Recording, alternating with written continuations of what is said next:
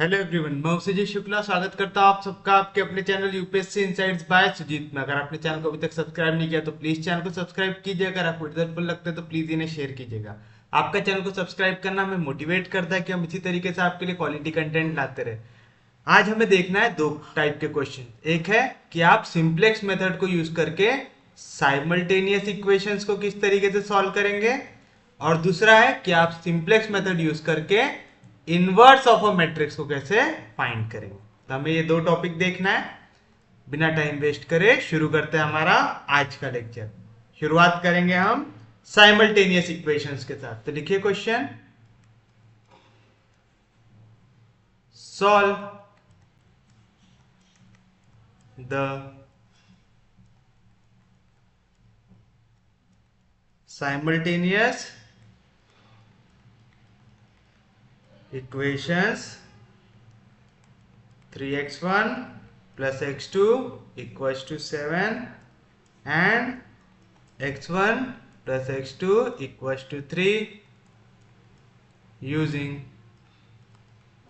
simplex method।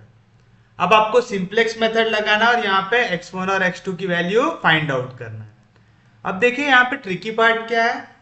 x1 और x2 क्या है, यहाँ पे वेरिएबल्स है। अगर आपको कोई भी इक्वेशन इस फॉर्म में दी रही a1x plus b1y equals to c1, a2x plus b2y equals to c2, हमने इस टाइप के इक्वेशन साइमल्टेनियसली सॉल्व किए। आप दोनों के कोएफिशिएंट को सेम बना के ऐड सब्ट्रैक्ट करते हैं, या तो फिर आप यहाँ से y की वैल्यू निकालेंगे, दूसरी इक्वेशन में सब्स्टिट्यूट करेंगे। बट यहाँ पे उसने मेंशन करके रखा है आपको कौन सी मेथड लगाना है, सिर्फ और सिर्फ सिंप्लेक्स मेथड। हमको मालूम है यहाँ पे x और y दोनों की वैल्यू पॉजिटिव भी आ सकती है, नेगेटिव भी आ सकती है और जीरो भी आ सकती है। तो उसी तरीके से यहाँ पे x और y की जगह कौन से वेरिएबल है, x1 और x2।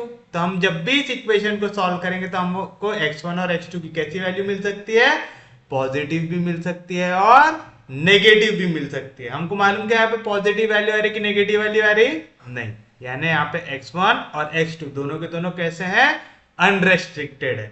हमने अनरेस्ट्रिक्टेड के क्वेश्चन देखे हैं। तो जब भी आप साइमल्टेनियस इक्वेशंस को सॉल्व करेंगे, आपके जो भी वेरिएबल्स रहेंगे आप हमेशा उनको कैसे लेंगे, अनरेस्ट्रिक्टेड लेंगे। क्यों लेंगे अनरेस्ट्रिक्टेड, समझ रहा है ना। जब भी आप दो साइमल्टेनियस इक्वेशन को सॉल्व करते हैं, जो वेरिएबल है वो पॉजिटिव भी आ सकते, वो नेगेटिव भी आ सकते, वो जीरो भी आ सकते। और सिंप्लेक्स मेथड हम किस पे लगा सकते हैं, जहां पे जो भी वेरिएबल्स रहे वो कैसे रहने चाहिए, नॉन नेगेटिव रहने चाहिए, या तो जीरो या तो ग्रेटर देन जीरो रहने चाहिए। समझ में आया पक्के में। तो आप पहले लिखेंगे हियर क्या दिया हुआ है आपको, 3x1 plus x2 equals to 7 and x1 plus x2 equals to 3. x1 and x2 are both unrestricted. Unrestricted क्यों, समझ में आया, क्योंकि आप जब भी दो साइमल्टेनियस इक्वेशंस को सॉल्व करेंगे तो आपको इतना मालूम, एक वैल्यू पॉजिटिव भी हो सकती है, एक वैल्यू नेगेटिव भी हो सकती है। याद रहेगा पक्के में, किसी को कोई दिक्कत नहीं, कोई डाउट नहीं, पक्के में समझ रहा है। तो बताइए अब क्या करेंगे आप, जब भी अनरेस्ट्रिक्टेड रहता है हम लोग क्या करते हैं, लेट x1 को ले लेंगे x1 dash minus x1 double dash, and x2 को ले लेंगे x2 dash minus x2 double dash. जहां पे x1 डैश हो, चाहे x1 डबल डैश हो, चाहे x2 डैश हो, चाहे x2 डबल डैश हो, सब क्या है, greater than equals to zero. तो जब x1 डबल डैश बड़ा होगा x1 डैश से, तो छोटी वैल्यू से बड़ी वैल्यू जब भी सब्ट्रैक्ट होंगी तो आंसर कैसा आएगा, नेगेटिव। जब x1 डैश बड़ा होगा x2 डबल डैश से, बड़ी वैल्यू से छोटी वैल्यू सब्ट्रैक्ट होंगी तो आंसर कैसा आएगा, पॉजिटिव। और जब दोनों की वैल्यू इक्वल होंगी तो आंसर कैसा आएगा, जीरो। तो आपने हर एक सिनेरियो यहाँ पे जो पॉसिबल हो सकता है वो सब बना लिया है, कोई दिक्कत नहीं। तो therefore the given simultaneous equations becomes, बताइए क्या मिलेगा आपको, अभी तक था 3 x1 की जगह आप क्या लिख सकते हैं, x1 dash minus x1 double dash, तो क्या मिलेगा आपको 3x1 dash minus 3x1 double dash, फिर क्या है प्लस x2 की जगह आप क्या लिख सकते हैं x2 dash minus x2 double dash equal to 7। Similarly यहाँ पे क्या है x1 की जगह आप क्या लिख सकते हैं x1 dash minus x1 double dash plus x2 की जगह क्या लिख सकते हैं x2 dash minus x2 double dash equal to 3 आ जाएगा ऐसा। अब देखिए आपको आगे कौन से फॉर्म में, इक्वल टू के फॉर्म में। अगर आपको याद हो जब भी इक्वल टू का साइन आता है तो हम लोग सिर्फ और सिर्फ क्या ऐड करते हैं, आर्टिफिशियल ऐड करते। तो एक आर्टिफिशियल ऊपर की इक्वेशन के लिए, एक आर्टिफिशियल नीचे की इक्वेशन के लिए। लेकिन यहाँ पे हमारे पास कोई ऑब्जेक्टिव फंक्शन भी है क्या, नहीं है। तो इस केस में जब भी आपको साइमल्टेनियस इक्वेशन सॉल्व करना हो या इनवर्स निकालना हो, दोनों में आप एक ही टाइप का ऑब्जेक्टिव फंक्शन लेते हैं, उसको हम बोलते हैं dummy objective function. Dummy objective function कैसे बनाते हैं, जो भी ओरिजिनल वेरिएबल्स आपके पास दिए हुए हैं उनका कॉस्ट हम ले लेते हैं 0, और जो भी नया आर्टिफिशियल डालते हैं उनका कॉस्ट हम ले लेते हैं -1। याद रखिएगा ये चीज। यहाँ पे क्या है x1 dash x1 double dash x2 dash x2 double dash, ये सब क्या है ग्रेटर देन इक्वल टू 0। अब मेरे को एक आर्टिफिशियल पहली इक्वेशन में डालना है, एक आर्टिफिशियल दूसरी इक्वेशन में डालना है, तो आप लिखेंगे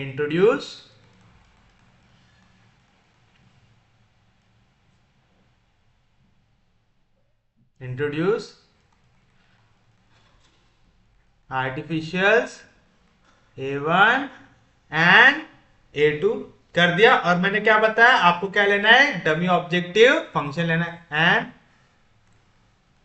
take dummy objective function as, किस तरीके से कि क्वेश्चन आपका हो जाए मैक्सिमाइज। अब मैंने मैक्सिमाइज क्यों लिखा, क्योंकि मेरे को मालूम सिंप्लेक्स में मैं सिर्फ और सिर्फ क्या सॉल्व करता हूं, मैक्सिमाइज सॉल्व करता हूं। तो मैंने ऑब्जेक्टिव फंक्शन के सामने क्या लिखा, मैक्सिमाइज z इक्वल टू, क्या बताया था, जो भी आपके ओरिजिनल वेरिएबल्स है उनको कितना कॉस्ट देना है 0। तो x1 dash x1 double dash x2 dash x2 double dash सबके कॉस्ट क्या आ गए 0। तो आ गया 0x1 dash plus 0x1 double dash plus 0x2 dash plus 0x2 double dash.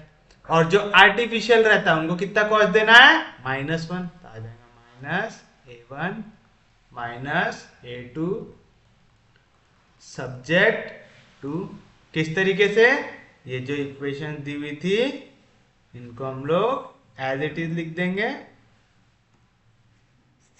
बस आर्टिफिशियल ऐड करके। अभी तक क्या थी equation, 3x1 dash minus 3x1 double dash plus x2 dash minus x2 double dash equal to 7। अब यहाँ पे हमने ऐड कर दिया एक आर्टिफिशियल a1, आ गया इक्वल टू 7। दूसरी इक्वेशन में हमने क्या ऐड कर दिया, दूसरा आर्टिफिशियल a2, आ गया प्लस a2 इक्वल टू क्या था, इक्वल टू 3। तो आ गया इक्वल टू 3। आ गया, यहाँ पे क्या नहीं है आर्टिफिशियल सेकेंड नहीं है तो आ गया 0a2, यहाँ पे आर्टिफिशियल फर्स्ट नहीं है तो आ गया 0a1, जहाँ पे x1 dash x2 dash x2 double dash सब और साथ साथ a1 और a2 सबके सब ग्रेटर देन इक्वल टू 0।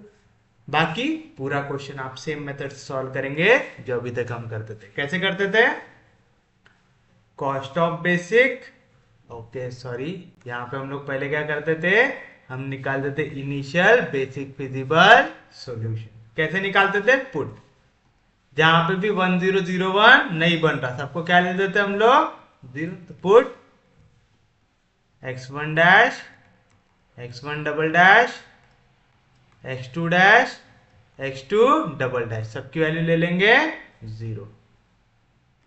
सबकी वैल्यू आपने ले लिया 0, ले लिया, वी गेट। अगर आपने ये पूरी वैल्यू इसको 0 लिया तो शुरुआत की पूरी इक्वेशन क्या हो गई 0। तो a1 की वैल्यू क्या मिली आपको 7 एंड a2 की वैल्यू क्या मिली आपको 3। ये हो गया आपके लिए इनिशियल बेसिक फिजिबल सॉल्यूशन, तो लिखेंगे विच इज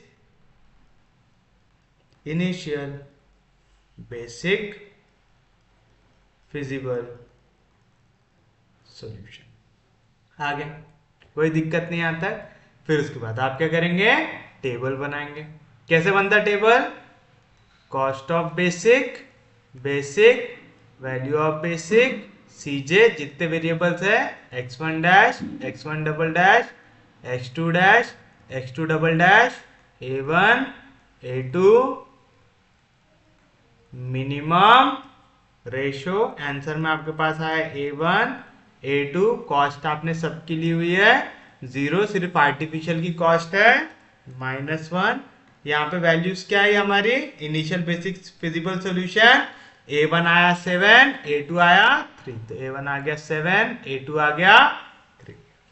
फिर x1 डैश क्या आएगा, 3, 1, x1 डैश के कोएफिशिएंट 3, 1, x1 डबल डैश के कोएफिशिएंट -3, -1,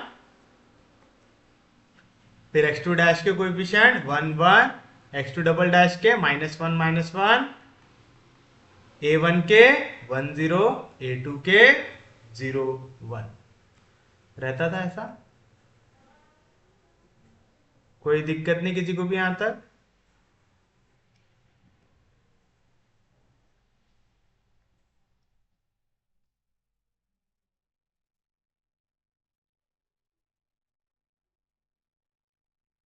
उसके बाद क्या निकालते हैं आप, z जो रहता C B into X B, तो यहाँ पे आएगा -10 है ना, -1 इंटू 7, -7 प्लस -1 इंटू -3, -3, -7, -3, -10। फिर आप निकालते z j की वैल्यू, -1 इंटू 3, -3, -1 इंटू 1, -1, -3, -1, -4। यहाँ पे x1 डैश उसका उल्टा 4, -1 इंटू 1, -1, माइनस इंटू 1, -1, -1, -1, -2, तो हो जाएगा 2 होगा, -1 into -1 +1, -1 into -1 +1, 1 + 1 2, -1 into 1, -1, -1 into 0 0, -1 into 0 0, -1 into 1 -1। फिर क्या निकालते थे, zj -cj, -4 में से 0 गया -4, 4 में से 0 गया 4, -2 में से 0 गया -2 में से 0 गया 2, -1 में से -1 गया 0। फिर आप देखते थे मोस्ट नेगेटिव, कौन सी है मोस्ट नेगेटिव, -4, तो हो गया आपके लिए इनकमिंग वेक्टर। अगर ये इनकमिंग है तो कोई ना कोई क्या होगा, आउटगोइंग होगा। आउटगोइंग कैसे निकालते थे, आप जो इनके वैल्यूज आई इसको डिवाइड करते इनकमिंग वेक्टर के एलिमेंट से, तो पहला आएगा 7/3, दूसरा आएगा 3/1 यानी 3, 3 2s are 6 होता है, तो 2 पॉइंट समथिंग में आंसर आएगा, तो 2 पॉइंट छोटा है, तो ये रहेगा आपके लिए आउटगोइंग वेक्टर। तो कौन बाहर जा रहा है, a1 बाहर जा रहा है। जहां पे भी पॉइंट ऑफ इंटरसेक्शन आता है, अब आपको वहां पे क्या बनाना पड़ता है, 1 बनाना पड़ता है, और उसके नीचे वाली वैल्यू को क्या बनाना पड़ता है, 0 बनाना पड़ता है। यहां से कौन सा आउटगोइंग वेक्टर हो गया, a1 हो गया आउटगोइंग वेक्टर। तो अब आप a1 के कॉलम को नहीं लिखेंगे क्योंकि आर्टिफिशियल अब बाहर जा चुका है। तो बताइए क्या मिलेगा आपको, फिर से cost of basic, basic, value of basic, CJ, x1 dash, x1 double dash, x2 dash, x2 double dash, a2, minimum ratio, cost थी सबकी 0, बस आर्टिफिशियल की -1। अब कौन बाहर गया, a1 बाहर गया, और उसके जगह कौन आया, x1 डैश आया, तो यहाँ पे आ गया x1 डैश, नीचे a2 जैसा था वैसा, x1 डैश की वैल्यू है 0 और a2 की कॉस्ट है -1। फिर उसके बाद क्या करना है, यहाँ पे 1 बनाना है, तो मेरे को ये पूरे के पूरे रो को काय से डिवाइड कर देना पड़ेगा, 3 से, तो 7 डिवाइड होगा 3 से, तो आंसर आएगा 7/3। 3 डिवाइड होगा 3 से, तो आएगा 1, -3 डिवाइड होगा 3 से, तो आएगा -1, 1 डिवाइड होगा 3 से, तो आएगा 1/3, -1 डिवाइड होगा 3 से, तो आएगा -1/3, और 0 डिवाइड होगा 3 से, तो आएगा आंसर 0। देखा मैंने, ये वाला एलिमेंट देखा, इनको देखा क्या नहीं, a1 बाहर चला गया, अब उसको छोड़ दो उसके हाल पे, कोई दिक्कत नहीं आता। अब आपको ये जो नई रो है उसको यूज करके जहां पे इंटरसेक्शन बना था उसके नीचे वाले एलिमेंट को क्या बनाना पड़ता है, 0 बनाना पड़ता है।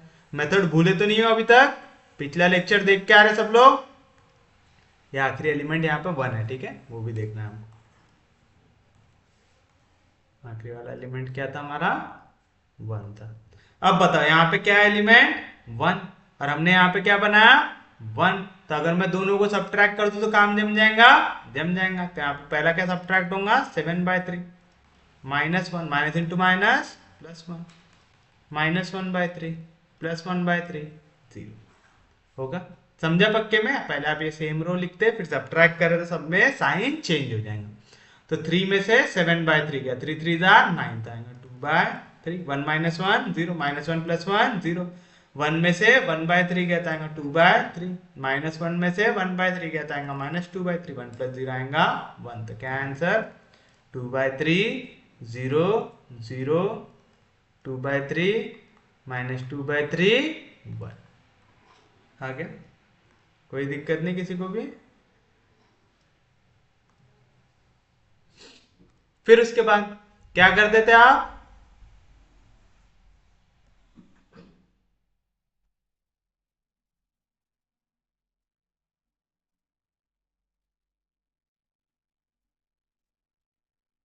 फिर से z कितना आएगा?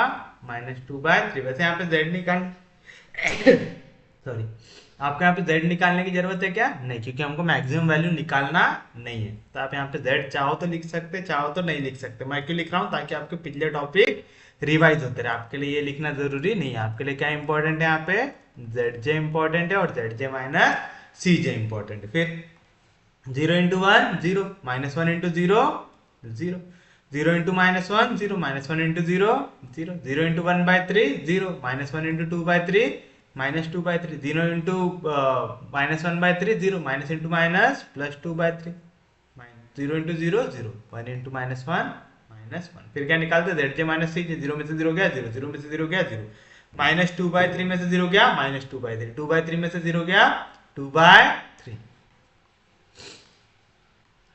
-1 में से -1 गया 0, मोस्ट नेगेटिव कौन है? -2/3। तो हो जाएगा आपके लिए इनकमिंग वेक्टर। तो आउटगोइंग वेक्टर कैसे निकालते हैं? आप xb की वैल्यू को डिवाइड करते हैं करस्पॉन्डिंग इनकमिंग वेक्टर की वैल्यू से। तो 7/3 डिवाइड होगा 1/3 से, 3/3 कैंसिल, तो आया 7। यहाँ पे 2/3 डिवाइड होगा 2/3 से, तो आंसर आएगा 1। मिनिमम कौन है? 1 मिनिमम है। तो ये हो जाएगा आपके लिए आउटगोइंग वेक्टर। जहां पे इंटरसेक्ट हो रहा वहां पे क्या बनाना पड़ता? 1 बनाना पड़ता, और उसका ऊपर वाला एलिमेंट क्या बनाना पड़ता? 0 बनाना पड़ता। कौन बाहर जा रहा है? यहाँ पे a2 बाहर जा रहा है, उसके जगह कौन आ रहा? x2 डैश आ रहा है। तो a2 गया बाहर, तो ये हो गया आपके लिए आउटगोइंग वेक्टर। हुआ? तो बताइए अब क्या बनेगा table? Cost of basic, basic, value of basic, cj, x1 dash, x1 double dash, x2 dash, x2 double dash, सबकी कॉस्ट हमने क्या लेके रखे हैं? 0। फिर आता है मिनिमम रेशियो। यहाँ पे अब कौन कौन से एलिमेंट आ गए? x1 डैश था और a2 की जगह आ गया x2 डैश, था आ गया x1 डैश, x2 डैश। दोनों की कॉस्ट क्या दी हुई है? 0 दी हुई है। बस अब इसको टेबल बना लो और सॉल्व करो।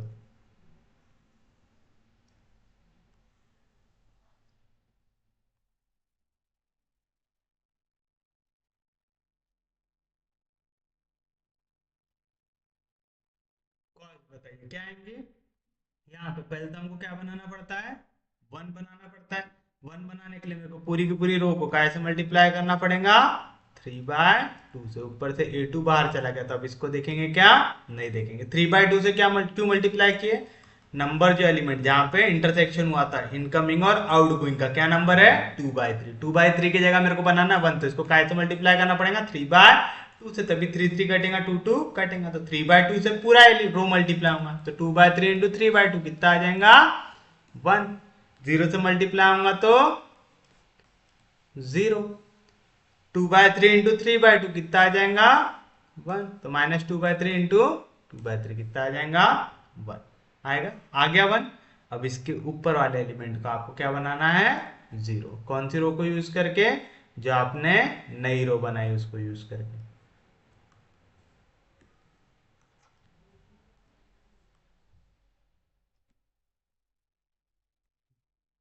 अब बताओ, वन को काय से मल्टीप्लाई करूंगे तो 1/3 मिलेगा, पूरी रो को मल्टीप्लाई करना पड़ेगा 1/3 से, तो 1 इंटू 1/3, 1/3 जीरो से मल्टीप्लाई होगा तो zero, 1 into 1/3, 1/3 minus 1 into 1/3 minus 1/3। अब दोनों को काटना है तो क्या करना पड़ेगा? सब्ट्रैक्ट, साइन चेंज हो जाएगा, प्लस के जगह माइनस, माइनस के जगह प्लस। तो बताओ 7/3 में से 1/3 गया तो कितना आएगा? 6/3। 6/3 मतलब 2, 1 plus 0 1, minus 1 plus 0 minus 1, 1/3 minus 1/3 0, minus 1/3 plus 1/3 0। आगे कोई दिक्कत नहीं, कोई डाउट नहीं। फिर से नेक्स्ट क्या वैल्यूज निकालते हैं आप?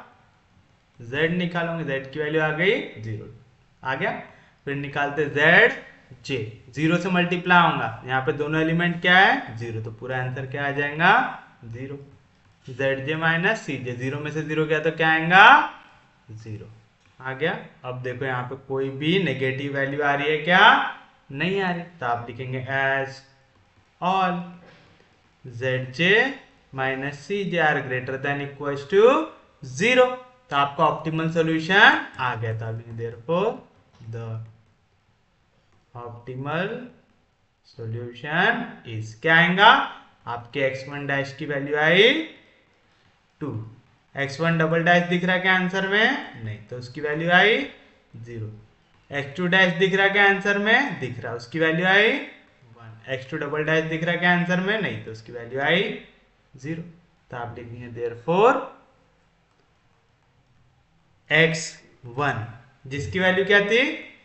x1 dash minus x1 double dash, उसकी वैल्यू क्या आ जाएंगे? x1 डैश है 2 माइनस x1 डबल डैश है 0, 2 माइनस 0 कितना हो गया? 2। एंड x2 जो रहता है x2 dash minus x2 double dash, तो 1 माइनस 0 कितना आ जाएगा? 1 इज द रिक्वायर्ड सॉल्यूशन। तो उम्मीद है आपको ये समझाऊंगा कि आपको साइमल्टेनियस इक्वेशंस अगर सॉल्व करनी है तो आपको कौन सी मेथड लेना पड़ता है। तो इस तरीके से आप साइमल्टेनियस इक्वेशंस को सॉल्व करते हैं बाय यूजिंग सिंप्लेक्स मेथड। करते हैं, कोई दिक्कत नहीं, कोई डाउट नहीं। तो चलिए अब हम एक आधी ऐसा क्वेश्चन बनाने की कोशिश करते हैं जिसपे हमको नेगेटिव वैल्यू भी मिले। आपका next question, solve the simultaneous equations x1 plus x2 equals to 1 and x1 minus x2 equals to 3 by using simplex method। अब आपको क्या क्वेश्चन दिया हुआ है कि x1 प्लस x2 की वैल्यू है 1 और x1 माइनस x2 की वैल्यू है 3। आपको इसका आंसर निकालना है कौन सी मेथड से? सिंप्लेक्स मेथड से। फिर से आप दो साइमल्टेनियस इक्वेशंस को सॉल्व कर रहे हैं। साइमल्टेनियस इक्वेशंस को सॉल्व करने के बाद जो वेरिएबल्स है वो जीरो भी आ सकता है, पॉजिटिव भी आ सकता है और नेगेटिव भी आ सकता है। x1 और x2 क्या है यहाँ पे? अनरेस्ट्रिक्टेड है। तो आप लेंगे सॉल्यूशन में हियर x1 प्लस x2 दिया हुआ है हमको 1 एंड x1 माइनस x2 दिया हुआ है 3, वेयर x1 एंड x2 दोनों के दोनों कैसे हैं? Are unrestricted. अनरेस्ट्रिक्टेड क्यों है समझ रहा है ना? जब भी आप साइमल्टेनियस इक्वेशंस को सॉल्व करते हैं तो वैल्यू पॉजिटिव भी आ सकती है, नेगेटिव भी आ सकती है और जीरो भी आ सकती है। तो आप लिखेंगे टेकिंग x1 को फिर हम क्या ले लेंगे? x1 dash minus x1 double dash and x2 को आप क्या ले लेंगे? x2 dash minus x2 double dash. The given simultaneous equations becomes, क्या मिलेगा आपको? x1 के जगह आ गया x1 dash minus x1 double dash plus x2 के जगह आ गया x2 dash minus x2 double dash equal to क्या आ गई वैल्यू? 1।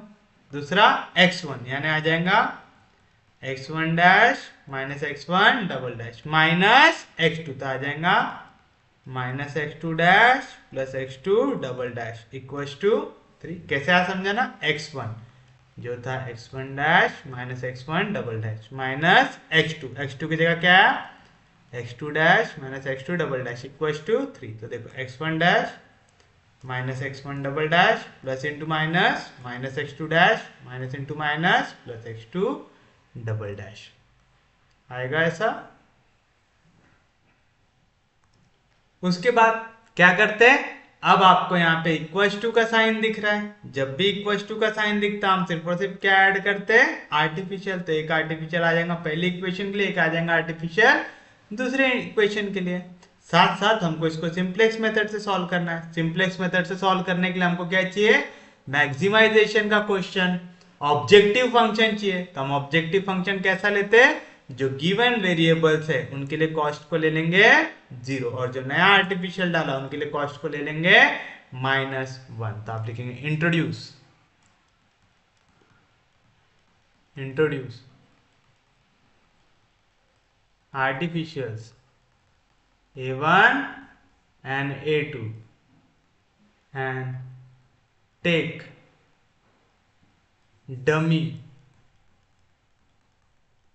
Objective function S. किस तरीके से क्वेश्चन बना दो, मैक्सिमाइज का। तो आप लिखेंगे मैक्सिमाइज z इक्वल टू जितने वेरिएबल्स दिए थे सबको क्या ले लो 0। और हाँ हमने यहाँ पे वो मेंशन नहीं किया, taking x1 equal to x1 dash minus x1 double dash x2 की जगह x2 dash minus x2 double dash, जहाँ पे x1 dash x1 double dash x2 dash x2 double dash सब क्या है greater than equal to 0। Non restrictive बनाने के लिए तो हमने वाला सब्स्टिट्यूशन किया, तो हमको वो चीज मेंशन करना यहाँ पे जरूरी होता है, याद रखेंगे पक्के में। तो पूरे वेरिएबल्स का कॉस्ट ले लो 0, तो आएगा 0 x1 dash plus 0 x1 double dash plus 0 x2 dash plus 0 x2 double dash, और जो आर्टिफिशियल डाले उनका कॉस्ट -1, तो आएगा -a1 -a2 सब्जेक्ट टू। किस तरीके से ये इक्वेशन दी हुई है हमको,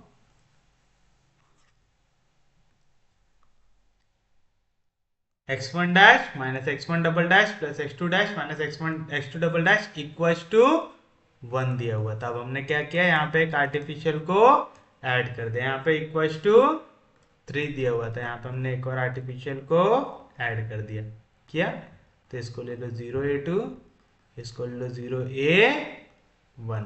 जहाँ पे जो वेरिएबल नहीं रहता उसको हम लोग 0 लिख के ऐड कर देते। यहाँ पे जितने वेरिएबल है, चाहे x1 डैश हो, चाहे x1 डबल डैश हो, चाहे x2 डैश हो, चाहे x2 डबल डैश हो, चाहे a1 हो, चाहे a2 हो, सब है ग्रेटर देन इक्वल्स टू 0 है। फिर आप क्या निकालते हैं, इनिशियल बेसिक फिजिबल सॉल्यूशन। कैसे, जो 1 0 0 1 ना बना रहा हूं, यहाँ पे 0 भी लिखा हमने, प्लस a2 ऐड किया ना, यहाँ पे 1 आएगा। यहाँ पे हमने a1 ऐड किया, यहाँ पे हमने a2 को ऐड किया तो आ गया 0a1 प्लस a2 आया। आप कैसे निकालते, जो भी 1 0 0 1 बना रहा हो उसके जगह पे बाकी जितने वेरिएबल है सबको डाल दो 0। तो आप लिखेंगे put x1 dash x1 double dash x2 dash x2 double dash, सबका आपने ले लिया 0, ले लिया वी गेट। तो आपके पास पहले आर्टिफिशियल की वैल्यू क्या आ जाएंगी 1 एंड दूसरे आर्टिफिशियल की क्या वैल्यू आ जाएंगी 3, which is initial basic feasible solution. आ गया। फिर अब बनाएंगे टेबल। क्या रहता table, cost of basic, value of basic, CJ x1 dash x1 double dash x2 dash x2 double dash, पहला आर्टिफिशियल, दूसरा आर्टिफिशियल, मिनिमम रेशियो।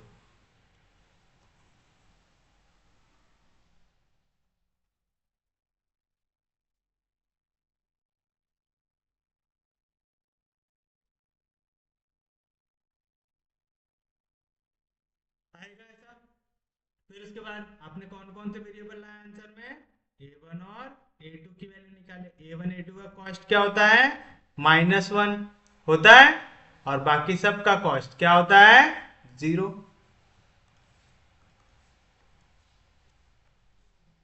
कॉस्ट क्या होता है, जो ऑब्जेक्टिव फंक्शन के सामने लिखा हुआ है, तो बाकी सब के लिए क्या है, 0।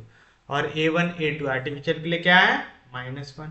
इनिशियल बेसिक सॉल्यूशन में a1 और a2 की वैल्यू क्या है, 1 और 3, तो आ गया 1 और 3। उसके बाद देखो x1 डैश के कोएफिशिएंट क्या है, 1 1, तो आ गया 1 1।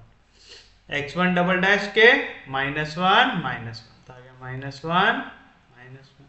x2 डैश के 1 -1, तो आ गया 1 -1। तो x2 डबल डैश के -1 + 1, आ गया -1 + 1। a1 का 1 0, a2 का 0 1 होता है। पहले आप z की वैल्यू निकालते, क्या आएगा, -1 × 1 -1 -1 × 3 -3, तो आ गया -4। फिर निकालेंगे z, -1 × 1 -1 -1 × 1 -1 -1 -1 -1 -2 -1 × -2 -1 + 2 -1 × 1 + 1 0। यहाँ पे भी -1 + 1 0, -1 × 1 -1 -1 -1, क्योंकि वो मल्टीप्लाई होगा 0 से, तो आंसर आएगा 0। फिर आप क्या निकालते, zj - cj, तो -2 में से 0 गया, आ जाएगा -2, 2 में से 0 गया 2,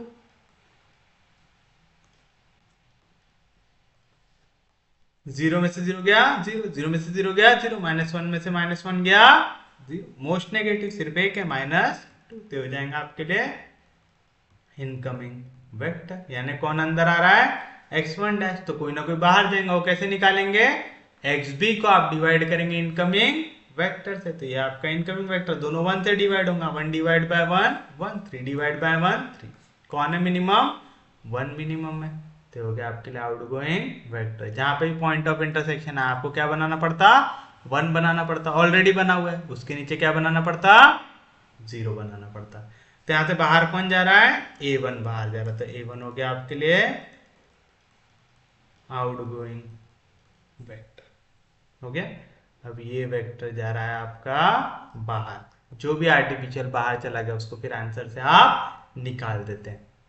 तो बताइए क्या बनेगा table, cost of basic, value of basic, x1 dash, x1 double dash, x2 dash, x2 double dash, a2, क्योंकि a1 अब निकल चुका है। पहले a1 था, a1 की जगह आपको आना है x1 डैश, तो आ जाएगा x1 dash a2, x1 dash का कॉस्ट 0, a2 का कॉस्ट -1, था गया 0 0 0 -1 आएगा। पहले यहाँ पे 1 बनाना पड़ता, ऑलरेडी 1 है, तो रो में कुछ भी चेंज करेंगे क्या, नहीं, तो 2 बार 1 -1, 2 बार 1 -1, फिर 1 -1 0, तो आ गया 1 -1 0। फिर मैं a1 के एलिमेंट को देखूंगा क्या, नहीं। फिर उसके बाद नीचे बनाना पड़ता है 0, डायरेक्ट कर दो, 1 तो ऑलरेडी बना हुआ है, तो दोनों को सब्ट्रैक्ट करेंगे तो हो जाएगा, 3 में से 1 गया तो 2, 1 में से 1 गया तो 0, -1 में से -1 गया तो 0, -1 -1 कितना हो जाएगा, -2, 1 माइनस ऑफ -1 यानी +1, 1 + 1 कितना हो जाएगा 2, और 1 में से 0 गया, कितना हो जाएगा 1। समझा डायरेक्ट क्यों कर दिया मैंने, डायरेक्ट इसलिए कर दिया क्योंकि यहाँ पे 1 बना हुआ था ऑलरेडी, तो मेरे को रो दिख रही है दोनों आमने सामने, मेरे को क्या करना है, नीचे वाली रो माइनस ऊपर वाली रो, तो 3 में से 1 गया 2, 1 में से 1 गया 0, -1 में से -1 गया तो 0। समझा, तो इस तरीके से मैंने आंसर यहाँ पे फाइंड आउट किया, बन गया टेबल। फिर से लिख देंगे मिनिमम रेशियो,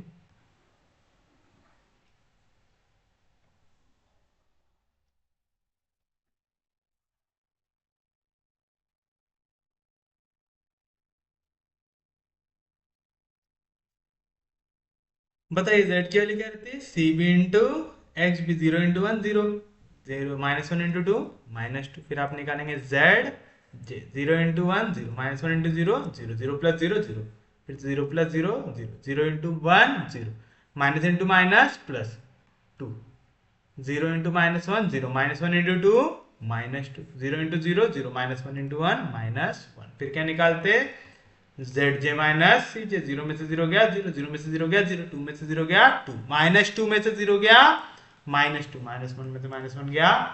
फिर से मोस्ट नेगेटिव कौन है, -2, तो हो गया आपके लिए इनकमिंग वेक्टर। यानी कौन अंदर आ रहा है, यहाँ से x2 अंदर आ रहा है।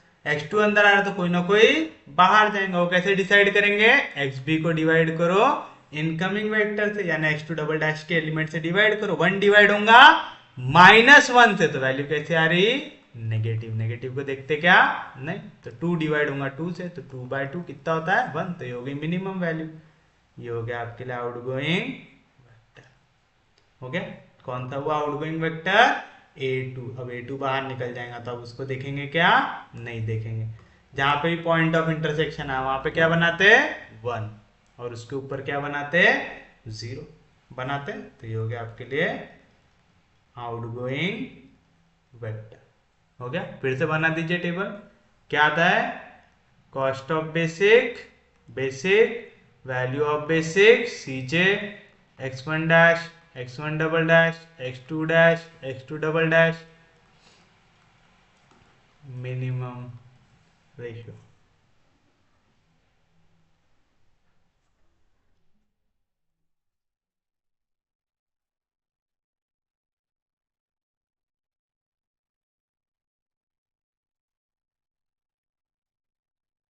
बताइए फिर क्या करेंगे यहाँ पे। पहले तो हमारे पास x1 डैश था, अब a2 गया, उसके जगह कौन आया, x2 डबल डैश।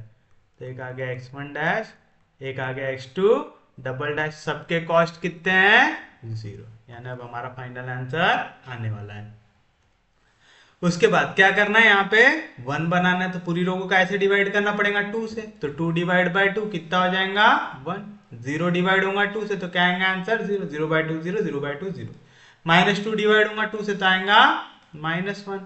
फिर इसके बाद 2 डिवाइड होगा 2 से तो आंसर आएगा 1। आखिरी वाला एलिमेंट किसका था, a2 का, वो देखेंगे क्या, नहीं। आ गया यहाँ पे 1, अब ऊपर वाला एलिमेंट क्या बनाना है हमको, 0 बनाना है। कौन सी वाली रो को यूज करके, जहां पे 1 आ गया है वाली रो को यूज करके। ये एलिमेंट थे हमारे पास, और यहाँ पे क्या एलिमेंट है हमारे पास 1 0 0 -1 1। अगर मैं दोनों को कर दूं ऐड तो दोनों कट के 0 हो जाएंगे, तो 1 + 1 कितना आएगा 2, 1 + 0 कितना आएगा 1, -1 + 0 कितना आएगा -1, 1 - 1 कितना आएगा 0, -1 कितना आएगा 0। आ गया, कोई दिक्कत नहीं किसी को भी यहां तक। अब बताइए क्या निकालेंगे आप, z कितना आ रहा 0, zj, 0 से आप दोनों एलिमेंट का ऐसे मल्टीप्लाई कर रहे हैं 0 से, तो सबके आंसर क्या आएंगे 0 है ना, 0 × 1 0, 0 × 0 0 + 0 0 आएगा। इसी तरीके से पूरे एलिमेंट क्या आएंगे 0। फिर आप निकालेंगे zj माइनस cj, 0 में से 0 गया 0। अब एक भी वैल्यू यहाँ पे आपको पॉजिटिव सॉरी नेगेटिव दिख रही है क्या, नहीं दिख रही, तो ये रहेगा हमारे लिए फाइनल आंसर। तो आप आंसर में क्या लिखेंगे, आप आंसर में लिखेंगे as all zj minus cj are greater than equal to 0, यानी कोई भी मोस्ट नेगेटिव एलिमेंट है ही नहीं, तो इनकमिंग वेक्टर ले सकते क्या, नहीं, तो ये रहेगा हमारे लिए फाइनल आंसर। तो लिखेंगे therefore the optimal solution is, क्या आएगा x1 डैश दिख रहा है, दिख रहा है, तो x1 डैश कितनी है वैल्यू 2, x1 डबल डैश दिख रहा है क्या, नहीं दिख रहा, तो उसकी वैल्यू आ गई 0, x2 डैश दिख रहा है क्या, नहीं दिख रहा, तो उसकी वैल्यू आ गई 0, एंड x2 डबल डैश दिख रहा है क्या, दिख रहा है, उसकी वैल्यू आ गई 1। आ गया, तो बताइए फाइनल आंसर क्या आएगा, देयरफॉर x1 की वैल्यू क्या थी, x1 dash minus x1 double dash, तो 2 में से 0 गया, कितना आ गया 2, एंड x2 की वैल्यू क्या आएंगी, x2 dash minus x2 double dash, x2 dash कितना है 0 में से 1 गया, कितने आ जाएंगे -1, इज द रिक्वायर्ड सॉल्यूशन। तो देखिए यहाँ पे x2 की वैल्यू कैसे आ रही है नेगेटिव आ रही है। तो यही चीज मैं आपको समझाना चाहता था कि जब भी आप साइमल्टेनियस इक्वेशन को सॉल्व करेंगे तो वैल्यू पॉजिटिव भी हो सकती है, जीरो भी हो सकती है और नेगेटिव भी हो सकती है। उम्मीद है समझाऊंगा। तो अब अगर आपसे साइमल्टेनियस इक्वेशन का क्वेश्चन पूछे तो आप लोग आराम से सॉल्व कर सकते हैं। तो अब हम देखते हैं कि हम इनवर्स कैसे निकालते हैं सिंप्लेक्स मेथड यूज करके।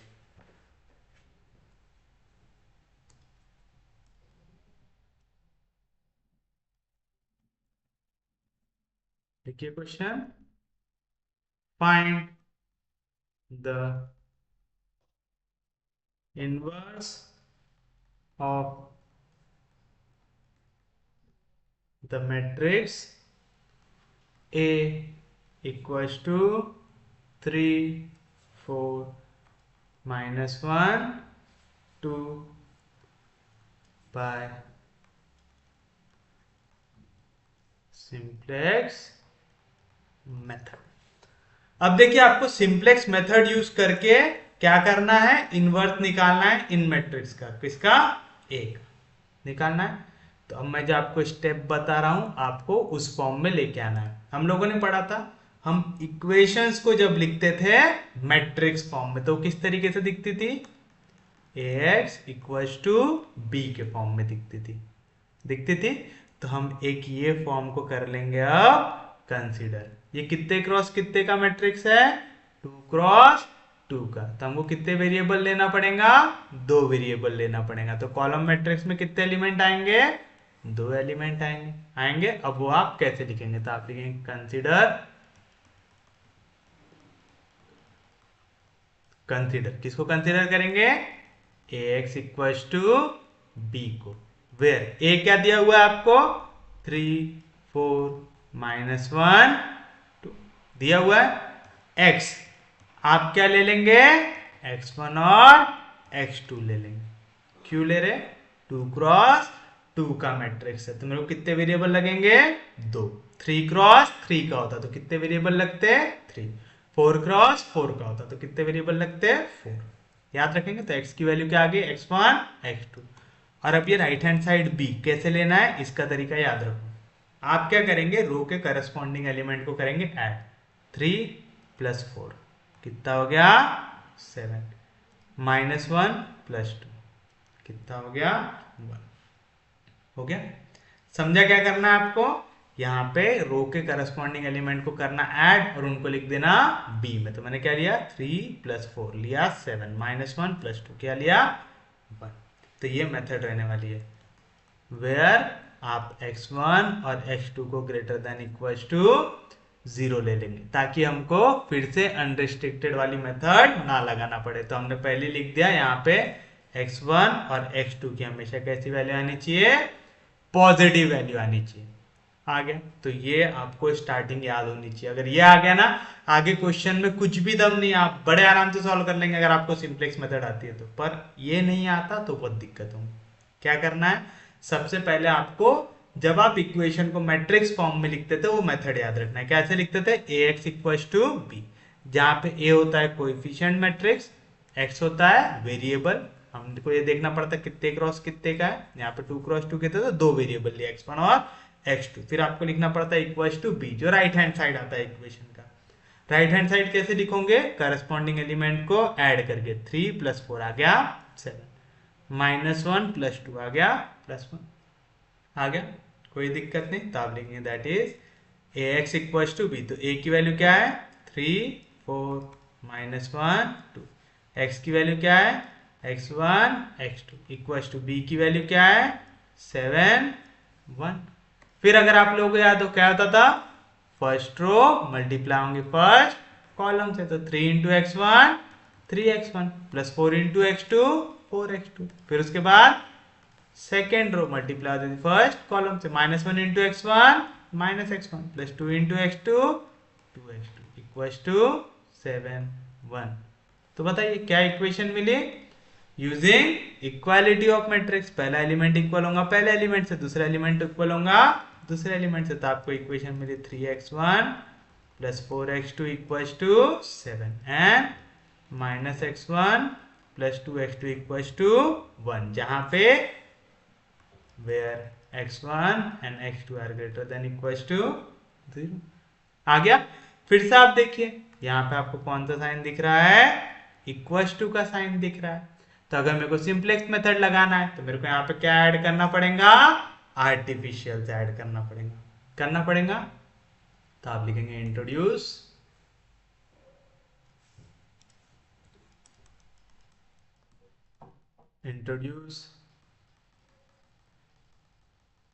artificials a1 and a2 and take dummy objective function S. किस तरीके से क्वेश्चन आप बनाते हैं, मैक्सिमाइज का।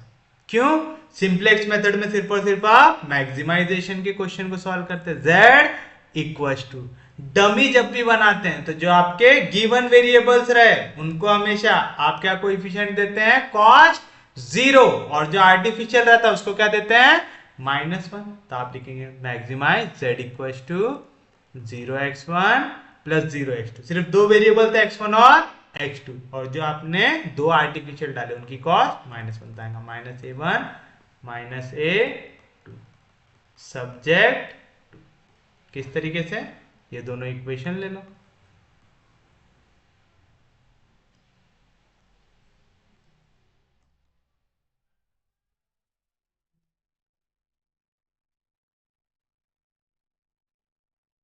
आएगा, यहाँ पे था इक्वल्स टू 7, तो इक्वल्स टू 7 में मैं डालूंगा पहला आर्टिफिशियल। दूसरी इक्वेशन थी इक्वल्स टू 1, तो इक्वल्स टू 1 में मैं डालूंगा दूसरा आर्टिफिशियल। पहले वाले में दूसरा आर्टिफिशियल नहीं है तो लिखूंगा 0a2, दूसरे वाले में पहला आर्टिफिशियल नहीं है तो लिखूंगा 0a1। जहाँ पे x1 हो, x2 हो, a1 हो, a2 है, सब रहेगा ग्रेटर देन इक्वल्स टू 0 रहेगा। तो आप देख रहे हैं लगभग हमारा पूरा सेम चल रहा है। बस याद रखिएगा जहां पे आप इनवर्स ऑफ मैट्रिक्स निकालेंगे वहां पे आर्टिफिशियल रिमूव नहीं होता। बस ये एक इंपॉर्टेंट पॉइंट है जो आपको याद रखना है। क्या याद रखना है, इनवर्स निकालते वक्त आर्टिफिशियल रिमूव नहीं होता। मतलब आप पहले जैसे सॉल्व करते थे सेम मेथड फॉलो करते हुए चलो। क्या करते थे, पहले निकालते थे इनिशियल बेसिक फिजिबल सॉल्यूशन। कैसे, जहां पे भी 1 0 0 1 नहीं आ रहा है वहां पे एलिमेंट को क्या ले लो, 0, तो put x1 equal to 0, x2 equal to 0। अगर आप हर एक आर्टिफिशियल डाल रहे हो ना तो ओरिजिनल जितने एलिमेंट रहे आप उनको 0 ले सकते हैं। यानी आप जहां पे भी आर्टिफिशियल डाल रहे हो, अगर आपने दो आर्टिफिशियल डाले हो दो इक्वेशन के लिए, फिर आप पूरे जितने गिवन एलिमेंट है सबको क्या लेते हैं, 0 लेते हैं। वी गेट, क्या मिलेगा आपको, वी गेट ये पूरे एलिमेंट हो जाएंगे 0, क्योंकि x1 और x2 की वैल्यू 0 है, तो a1 की वैल्यू क्या आ जाएंगी 7 एंड a2 की क्या वैल्यू आ जाएंगी 1, which is initial basic feasible solution आ जाएगा। फिर उसके बाद क्या करते हैं, cost of basic, basic value of basic, CJ जितने एलिमेंट है x1 x2 a1 a2 आ गया। कॉस्ट कितना है 0 0 जो ओरिजिनली दिए हुए थे, और जो आर्टिफिशियल है उनके लिए -1। हमारा शुरुआत का आंसर हमेशा आर्टिफिशियल के टर्म में आता है, तो a1 a2 -1 -1। क्या है xb की वैल्यू, a1 आया 7, a2 आया 1, तो 7 1। x1 का कोएफिशिएंट 3 -1, x2 का कोएफिशिएंट 4 2, a1 का 1 0, a2 का 0 1। मिनिमम रेशियो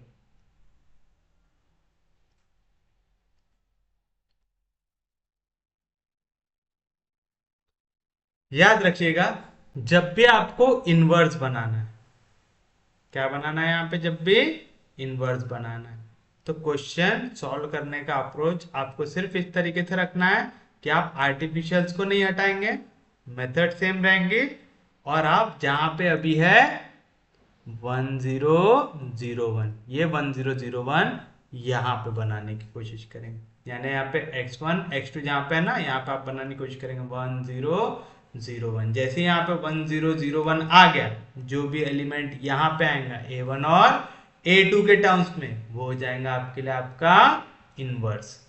क्या हो जाएगा आपका इनवर्स। तो क्या करना है आपको, जैसे अपन पढ़ते थे ना, a into A inverse equal to I. तो हमको अगर एक ऐसा दिया हुआ है कि a इंटू आई, इस तरीके से सॉल्व करते हैं, फिर हम क्या करते हैं, यहाँ पे i के जगह एलिमेंट को कन्वर्ट करते जाते हैं। तो जैसे यहाँ पे i बन गया, तो ये वैल्यू काय की हो जाती है, a इनवर्स की हो जाती है।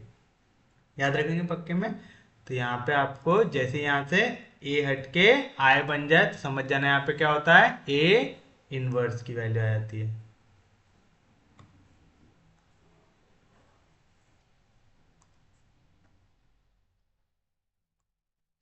समझ गए। ये अभी है हमारा मैट्रिक्स A, ये है I। आप इस पे ऑपरेशंस परफॉर्म करेंगे। कब तक, जब तक यहाँ पे A के जगह क्या नहीं आया था, I आ जाता। जैसे यहाँ पे I आ गया तो समझ जाना राइट हैंड साइड में क्या बना है आपका A इनवर्स। करके हम यहाँ पे जो आर्टिफिशियल है उसको रिमूव करते हैं क्या, नहीं, वो जो आर्टिफिशियल है वही हमको बताएगा कि हमारे लिए यहाँ पे A इनवर्स वाला मैट्रिक्स क्या बन रहा है। तो चलिए अब इसको कैसे सॉल्व करेंगे। मेथड चेंज होंगी क्या, नहीं, मेथड सेम रहने वाली। सबसे पहले आप निकालेंगे z -8 zj -1 into 3 -3 minus into minus +1 -3 +1 कितना हो जाएगा -2 -1 इंटू 4 -4 2 इंटू -1 -2 -4 -2 कितना हो जाएगा -6 -1 इंटू 1 -1 इंटू 1 -1। फिर आप क्या निकालते हैं zj माइनस cj। -2 में से 0 गया -2 -6 में से 0 गया -6 -1 में से -1 गया 0 -1 में से -1 गया 0। मोस्ट नेगेटिव कौन है, -6। तो हो जाएगा आपके लिए इनकमिंग वेक्टर। अब अगर ये इनकमिंग है तो कोई ना कोई आउटगोइंग भी होगा। कैसे डिसाइड करते हैं, आप xb को डिवाइड करेंगे इनकमिंग वेक्टर से। यानी 7 डिवाइड हो गया 4 से, और यहाँ पे 1 डिवाइड हो गया 2 से। 1 डिवाइड होगा 2 से तो 0.5 आंसर आएगा, छोटा है, तो ये हो जाएगा आपके लिए आउटगोइंग वेक्टर। जहां पे भी पॉइंट ऑफ इंटरसेक्शन आए, जहां पे भी आपका पॉइंट ऑफ इंटरसेक्शन आए, वहां पे क्या बनाते हैं 1, और उसके ऊपर का एलिमेंट 0। मेथड चेंज होंगी क्या, नहीं। क्या चेंज होगा, अब आर्टिफिशियल रिमूव नहीं होंगे। आर्टिफिशियल के साथ छेड़छाड़ करना नहीं, क्योंकि ये आर्टिफिशियल ही आपको बताएंगे कि ए इनवर्स कौन सा एलिमेंट है। चलिए करते हैं, क्या करेंगे, फिर से टेबल बनाएंगे। कॉस्ट ऑफ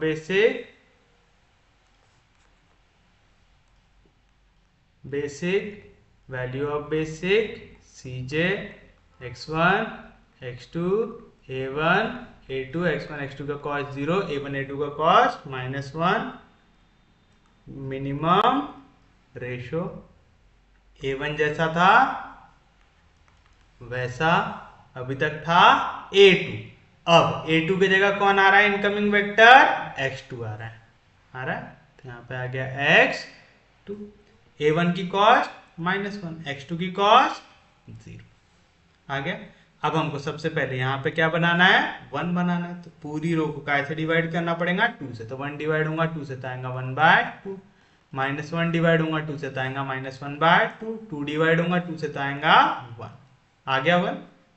0 डिवाइड होगा 2 से तो आ जाएगा 0, 1 डिवाइड होगा 2 से तो आएगा 1/2, आ गया। अब ये 1 के ऊपर वाले एलिमेंट को क्या बनाना है, हमको 0 बनाना है। चलिए अब इसको भी 0 बना देते हैं। किसको यूज करके, नई वाली रो को यूज करके। बताइए 1 को काय से मल्टीप्लाई करूंगे तो 4 मिलेगा, 4 से जब मल्टीप्लाई करेंगे तो 1/2 into 4 -1/2 into 4 -2 1 into 4 4 0 into 4 0 1/2 into 4 2 आएगा। अब इनको ऐड करने पे 0 बनेगा कि सब्ट्रैक्ट करने पे, सब्ट्रैक्ट करने पे। तो कर दो सब्ट्रैक्ट, प्लस के जगह माइनस, माइनस के जगह प्लस, प्लस के जगह माइनस, माइनस के जगह प्लस आएगा। 7 में से 2 गया 5, 3 + 2 हुआ 5, 4 में से 4 गया 0, 1 + 0 1 0 -2 -2। तो क्या बना एलिमेंट 5 5 0 1 -2। बन गया।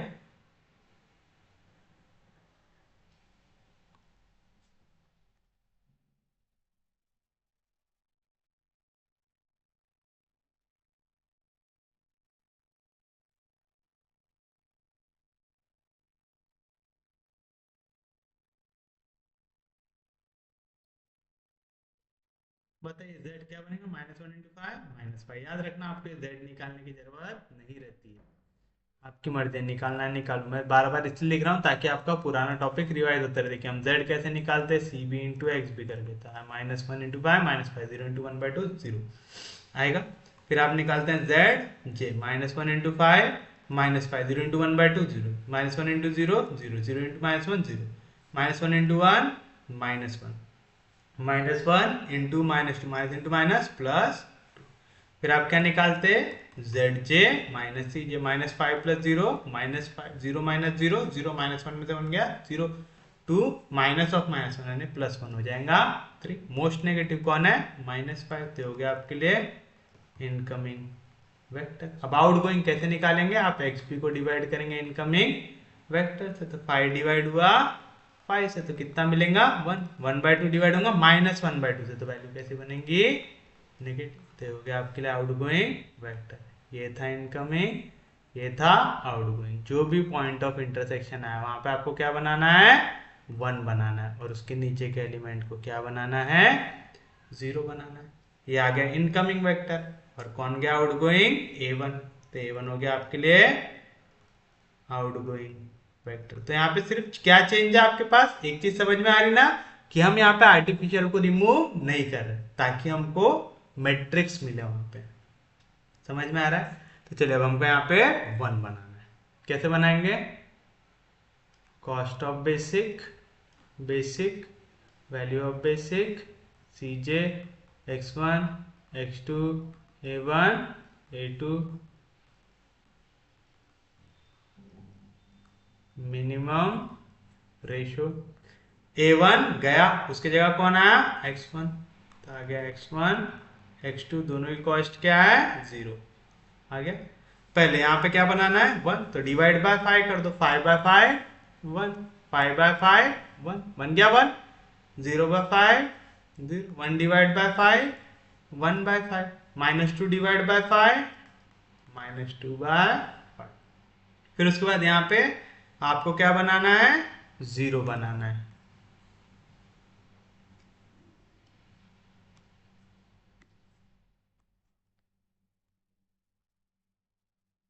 पहले बताइए, यहाँ पे अगर आपको 1/2 बनाना तो पहले पूरी इक्वेशन को कैसे मल्टीप्लाई करना पड़ेगा, 1/2 से, तो 1 × 1/2 1 × 1/2 1/2 0 से मल्टीप्लाई 0, 155 × 1/2 1/10, 2 2 कैंसिल जाएगा, -1/, दोनों को कर दो ऐड, 1/2 प्लस 1/2 कितना हो जाएगा 2/2 यानी 1, -1/2 -1/2 कितना हो जाएगा 0, -1/2 + 1/2 0, 1 + 0 1, 0 + 1/10 1/10, 1/2 -1/5, 5 1 जार 5, -2 1 जार 2, 5 2 जार 10, तो 5 में से 2 जाएगा 3/10 आएगा।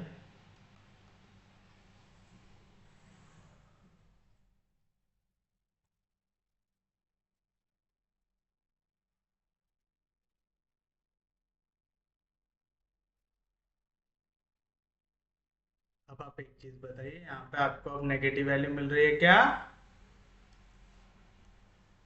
नहीं मिल रही। और साथ साथ आप एक चीज ऑब्जर्व कीजिए, यहाँ पे क्या बन गया 1 0 0 1 बन गया। क्या बन गया यहाँ पे 1 0 0 1 बन गया। अगर ये 1 0 0 1 बन गया एक बार, तो आप डायरेक्टली ए इनवर्स की वैल्यू लिख सकते, किससे, ये आर्टिफिशियल से, तो आप लिखेंगे देयरफॉर ए इनवर्स की वैल्यू क्या आएंगी 1/5 -2/5 1/10 3/10 आएगा। समझा पक्के में।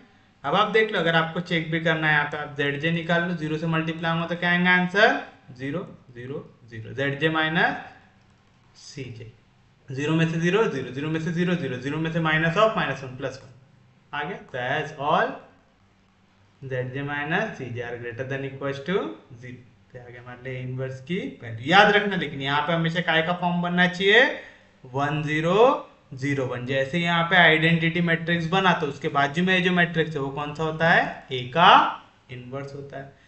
चेक कर लो होता है कि नहीं होता है। क्या है हमारे लिए मैट्रिक्स, यहाँ पे मैट्रिक्स था 3 4 -1 3 4 -1 3 4 -1।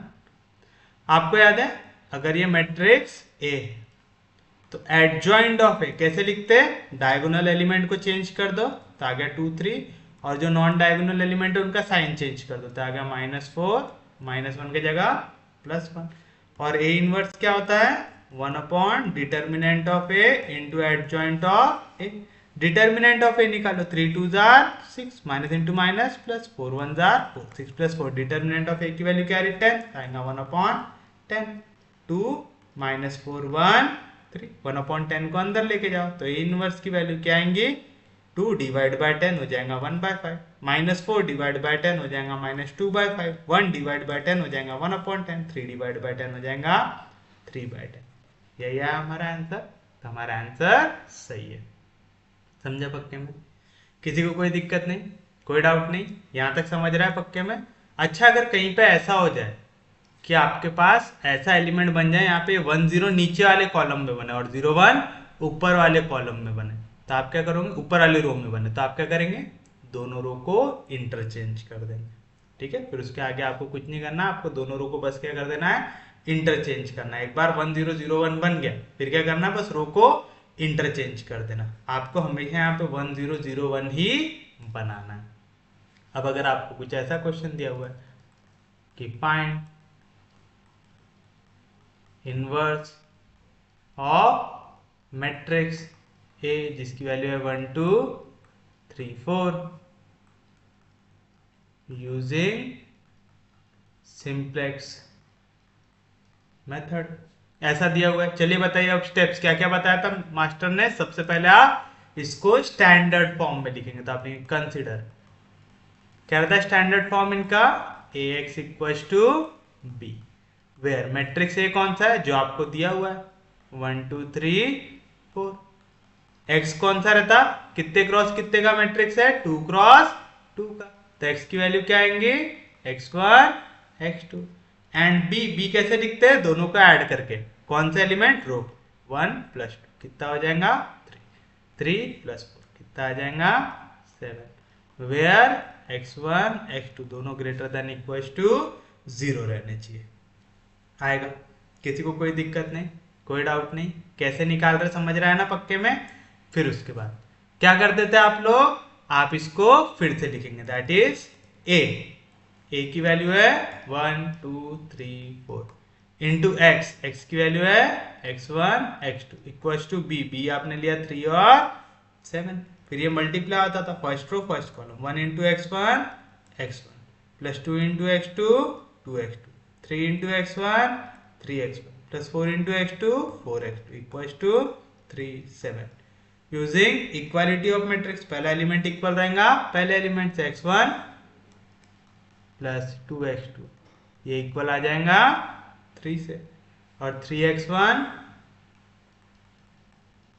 + 4x2 इक्वल आ जाएगा 7 से, आ जाएगा। अब आप क्या करते हैं, यहाँ पे कितनी इक्वेशन है 2, तो कितने आर्टिफिशियल इंट्रोड्यूस करेंगे 2, तो आप लिखेंगे introduce artificials a1 and a2 and dummy objective. हाँ यहाँ पे एक और चीज लिखना भूल गया, x1 और x2 ये क्या रहना चाहिए > 0 रहना चाहिए, यहाँ पे फिर से मेंशन करना। ठीक है, introduce artificial function a1 a2 and dummy objective function s। किस तरीके से क्वेश्चन आप बना देंगे मैक्सिमाइज का, क्योंकि सिंपलेक्स मेथड है z = जितने भी ओरिजिनल वेरिएबल्स है उनके साथ क्या डाल दोगे कॉस्ट 0, और जितने भी आर्टिफिशियल आपने डाले उनके लिए कॉस्ट क्या डाल दोगे -1। सब्जेक्ट टू किस तरीके से, अभी तक था x1 +2x2 = 3, मैंने ऐड कर दिया आर्टिफिशियल a1। दूसरी इक्वेशन 3x1 + 4x2 = 7, मैंने ऐड कर दिया सेकेंड आर्टिफिशियल। पहले वाले में सेकेंड आर्टिफिशियल नहीं था तो 0 a2, दूसरे वाले में पहला आर्टिफिशियल नहीं था तो 0 a1। जहाँ पे चाहे x1 हो, चाहे x2 हो, चाहे a1 हो, चाहे a2 हो, सब क्या है, ग्रेटर देन इक्वल टू 0 है। फिर आप निकालते इनिशियल बेसिक फिजिबल सॉल्यूशन। कैसे, जो भी ओरिजिनल वैल्यू उसको लेते हैं 0, तो आप लिखेंगे पुट x1 और x2 दोनों को ले लेंगे 0। वी गेट, पहले वाले से a1 की वैल्यू क्या मिलेंगी 3, एंड दूसरे वाले से a2 की वैल्यू क्या मिलेंगी 7।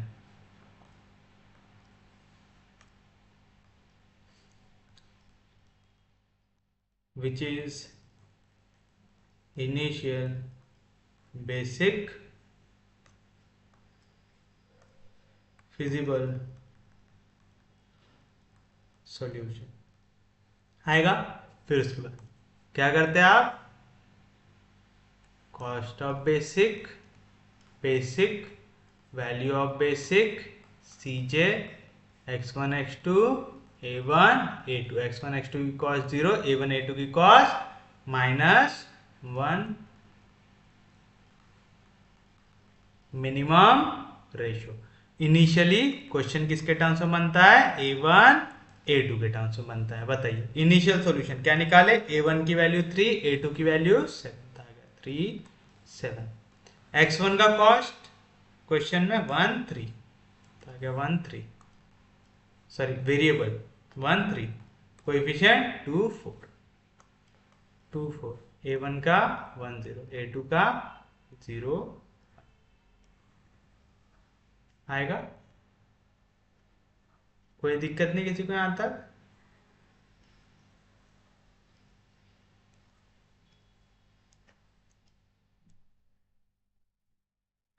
बताइए z की वैल्यू क्या आएंगे, -1 × 3 -3, -1 × 7 -7, तो आ गया -10।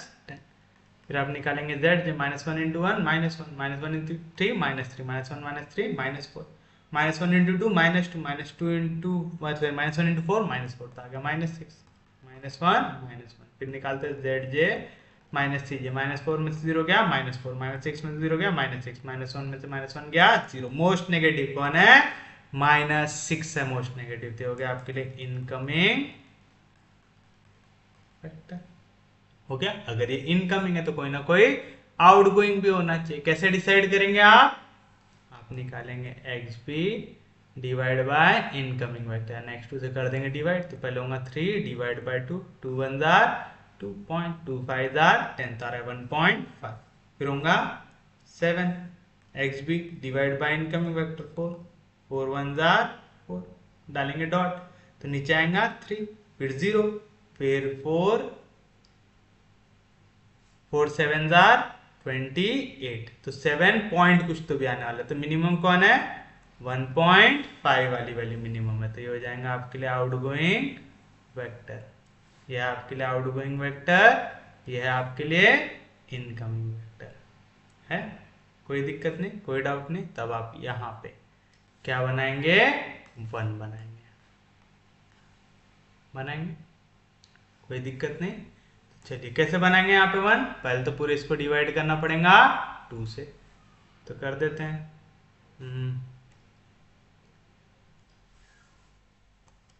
CB VB cost of basic, basic value of basic, CJ x1 x2 a1 a2 0 0 -1 -1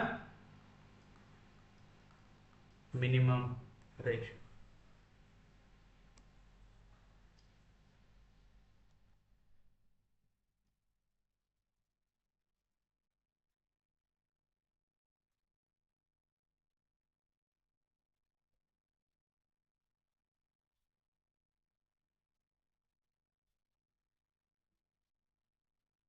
बताइए कौन बाहर गया, a1 बाहर गया, और कौन अंदर आया, उसके जगह x2 अंदर आया, तो आ गया x2, और यहाँ पे है a2 x2 का कॉस्ट 0, a2 का कॉस्ट -1। पहले क्या बनाना है, यहाँ पे 1 बनाना है। कैसे बनाएंगे 1? पूरे रो को डिवाइड कर दो 2 से, तो 3 डिवाइड होगा 2 से तो हो जाएगा 3/2। 1 डिवाइड होगा 2 से तो हो जाएगा 1/2। 2 डिवाइड होगा 2 से तो हो जाएगा 1। 1 डिवाइड होगा 2 से तो हो जाएगा 1/2। 0 डिवाइड होगा 2 से तो हो जाएगा 0। आ गया, 2 के जगह आ गया यहाँ पे 1। अब ये 1 के नीचे वाले एलिमेंट को क्या बनाना है, 0 बनाना है। याद रखना, इनवर्स निकालते वक्त हम कभी भी आर्टिफिशियल की वैल्यू को आर्टिफिशियल वैल्यू को हटाते नहीं है।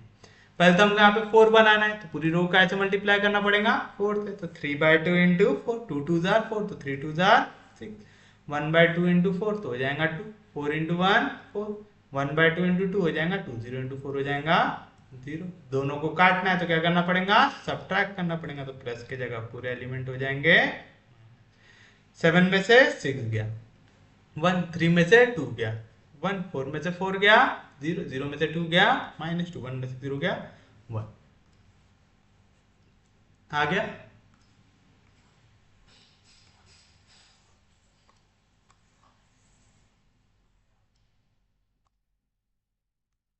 बताइए अब क्या करेंगे, z निकालेंगे, जो रहेगा cb इंटू 0 इंटू 3/2 0, -1 इंटू 1 -1। फिर निकालेंगे z, जो ऊपर वाले एलिमेंट तो सब 0 से मल्टीप्लाई होंगे तो क्या आएगा आंसर 0। तो -1 इंटू 1 क्या होगा -1, -1 into 0 0, minus into minus +2, -1 into 1 -1। फिर आप क्या निकालते, zj माइनस cj। तो बताइए -1 में से 0 गया -1, 0 में से 0 गया 0, 2 माइनस ऑफ -1 +1, तो 2 + 1 3, -1 में से -1 गया। मोस्ट नेगेटिव कौन है, -1। तो हो गया आपके लिए इनकमिंग वेक्टर। हो गया। अगर ये इनकमिंग आ रहा है तो कोई ना कोई आउटगोइंग होगा। कैसे डिसाइड करेंगे, आप xb को डिवाइड कर दोगे इनकमिंग वेक्टर से, यानी x1 से कर दीजिए। तो यहाँ पे क्या होगा, 3/2 डिवाइड होगा 1/2 से, 2/2 कैंसिल, क्या 3, और 1 डिवाइड होगा 1 से, तो आंसर आया 1। मिनिमम कौन है 1। ये है आउटगोइंग, ये है इनकमिंग। जहां पे इंटरसेक्ट हुआ वहां पे 1 बनाना पड़ता, ऑलरेडी बना हुआ है, उसके ऊपर क्या बनाना पड़ता, 0 बनाना पड़ता। कौन हो गया आउटगोइंग, a2 हो गया आउटगोइंग वेक्टर। तब कैसे लिखेंगे इसको, फिर से cost of basic, value of basic, x1 x2, पहला आर्टिफिशियल दूसरा आर्टिफिशियल, दोनों की कॉस्ट -1, दोनों की कॉस्ट 0, आर्टिफिशियल की कॉस्ट -1, मिनिमम रेशियो।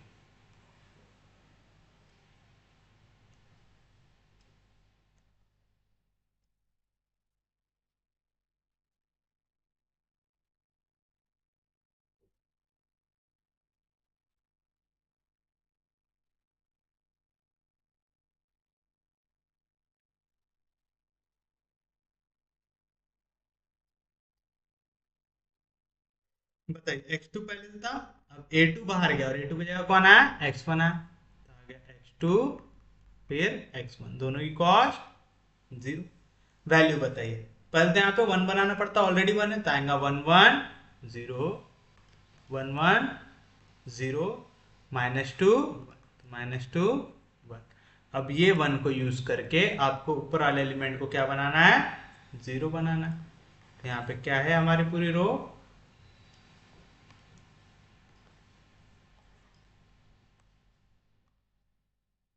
ये है हमारी रो।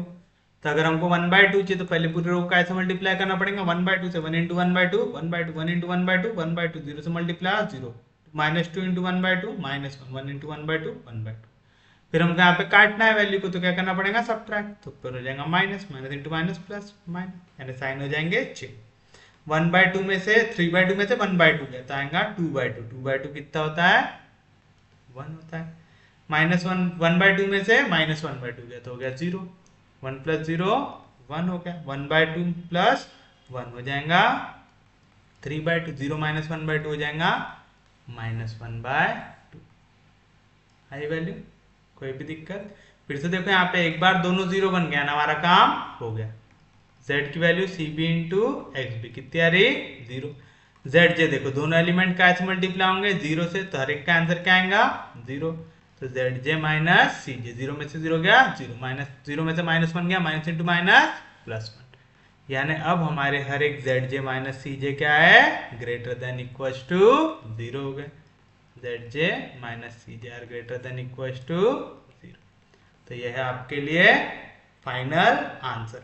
बट प्रॉब्लम है एक, क्या यहाँ पे 1 0 0 1 नहीं बना, क्या बना 0 1 1 0 बना।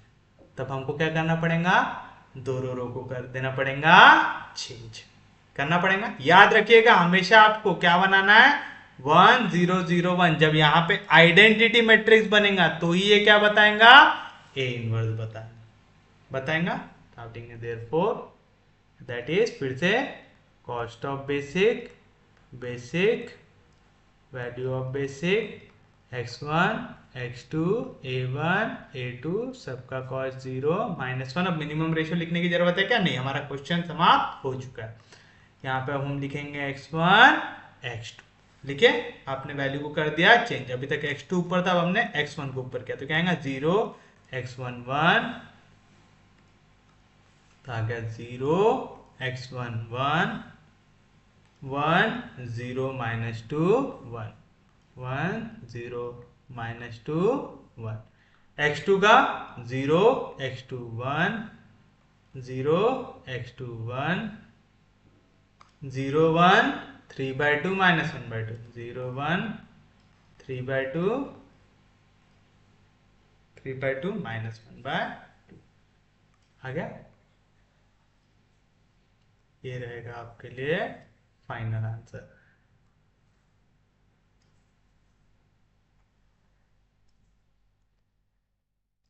आएगा, देखिए अभी बन गया 1 0 0 1, यानी आइडेंटिटी मैट्रिक्स। जैसे आइडेंटिटी बन गया एक इक्वल हो जाएंगी ए इनवर्स की।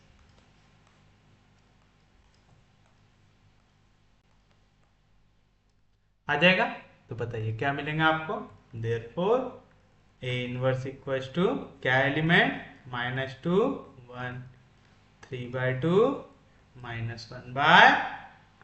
याद रखिए हमेशा क्या फॉर्म चाहिए 1 0 0 1, यानी आइडेंटिटी मैट्रिक्स। जब तक आपके गिवन वेरिएबल आइडेंटिटी नहीं बनाते तब तक आपके आर्टिफिशियल इनवर्स नहीं बनाएंगे। तो याद रखना है गिवन वेरिएबल आइडेंटिटी बनना चाहिए तो आर्टिफिशियल इनवर्स बनाएंगे। चेक करो है कि नहीं है। अगर ए की वैल्यू है 1 2 3 4, तो बताओ एडजॉइंट ऑफ ए कैसे निकालेंगे, डायगोनल एलिमेंट को इंटरचेंज करो, तो आ गया 4 1, नॉन डायगोनल के साइन चेंज करो, तो आ गया -2 -3। फिर निकालो determinant of A, 4 1 jar 4 -3 2 jar 6, तो आ गया -2। क्या रहता है इनवर्स की value 1 determinant of A into adjoint of A, यानी 1 -2 इंटू एडजॉइंट है 4 -2 -3 1, अंदर लेके जाओ -2 को, -1/2 जाएगा अंदर, तो क्या मिलेंगे इनवर्स की वैल्यू 4 डिवाइड बाय -2, तो हो जाएगा -2 -2 डिवाइड बाय -2 हो जाएगा 1, माइनस और माइनस हो जाएगा कैंसिल, -3 इंटू -1/2 कितना हो जाएगा 3/2, 1 इंटू -1/2 हो जाएगा -1/2। आया सेम आंसर, तो हमारा आंसर है सही। ये आपको चेक करके दिखाना है क्या, नहीं है आपके समझने के लिए। यहाँ पे ए इनवर्स की वैल्यू ये रहेगी। तो सिंपलेक्स मेथड में क्या याद रखना है, जो आपके गिवन वेरिएबल्स है और यहाँ पे क्या होता है आर्टिफिशियल होता है। पहले हम गिवन वेरिएबल में ए से शुरुआत करते हैं, आर्टिफिशियल में आई से शुरुआत करते हैं, फिर हम पूरे ऑपरेशंस करेंगे परफॉर्म। कब तक, जब तक गिवन वेरिएबल में आई ना आ जाए। जैसे यहाँ पे आई आ जाए आपको समझना है आई के जगह कौन आ चुका है, ए इनवर्स आ चुका है, समझ में आ जाएगा। यानी जब गिवन वेरिएबल में आई बन गया यानी आर्टिफिशियल में कौन बन गया होगा, ए इनवर्स बन गया। कोई दिक्कत नहीं, पक्के में समझा, सच में समझा, किसी को कोई दिक्कत नहीं। उम्मीद है आपको सिंपलेक्स मेथड लगा के साइमल्टेनियस इक्वेशंस भी सॉल्व करना आ गया होगा और इनवर्स फाइंड आउट करना भी आ गया होगा। तो आज का लेक्चर हम लोग यहीं तक रखते हैं।